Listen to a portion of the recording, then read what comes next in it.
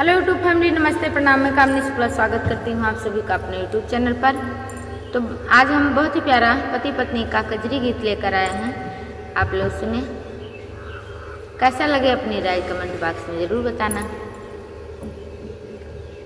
और जब से पिया गए परदेसवा, मन में भारी अनदेसवा नाई।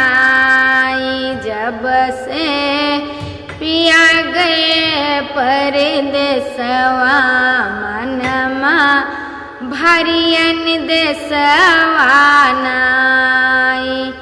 लौले गवनवा भवन जय बैठे, लैले गवनवा भवन जिय बैठे, भवन जिय बैठे, भवन जिय बैठे।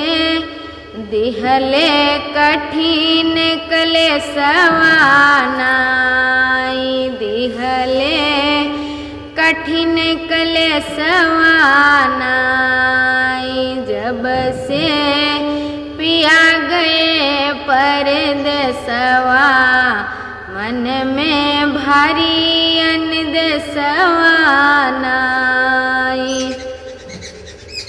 रिम झिम बरस बदरिया, रिम झिम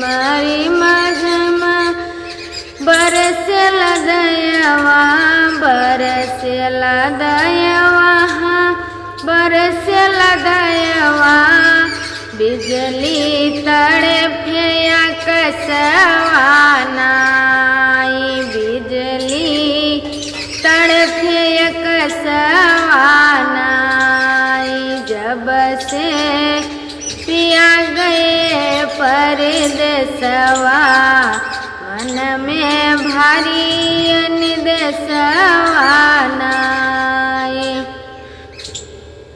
मैं दुखियारी बिरह की मारी, मैं दुखियारी बिरह की मारी, बिरह की मारी, बिरह की मारी।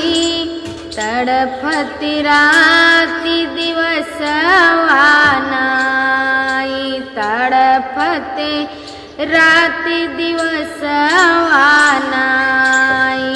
जब से पिया गए परदेसवा, मन में भारी अनदेसवा नाई। सखियाँ सारी सेज सवारी, सखियाँ सारी सेज सवारी, सियज सवारी हो सियज सवारी। पिया संग करते हुलसवा नाई, पिया संग करते हुलसवा नाई। जब से पिया गए परदेसवा, मन में भारी अनदेसवा नाई।